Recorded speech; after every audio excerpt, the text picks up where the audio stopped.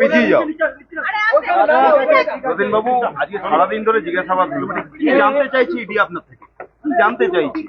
এটাতে ধরুন আমাদের নিজেদের ব্যাপার, আমি তো এখানে বলবো কি জানতে চেয়েছে সেটা আপনাদের ভাই যে পুরো নিয়োগ দুর্নীতি নিয়ে অভিযোগ করছে, বলছে সুজিত বসু গ্রেপ্তার হলে ওদের কাছে জিজ্ঞেস করুন।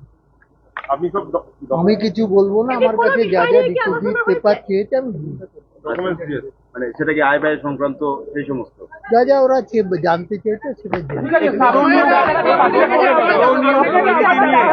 মধ্যমগ্রাম পুরসভায় দুর্নীতি হয়েছে কিনা এই সংক্রান্ত বিষয়গুলি জানতে চাইছি। কি জানতে চেয়েছে ওনাদের কাছে জিজ্ঞেস আবার আসতে বলা হয়েছে, বললে জানাবে।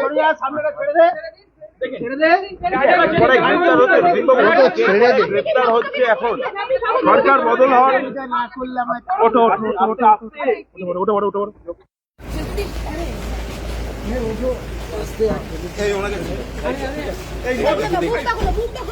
রতিনদা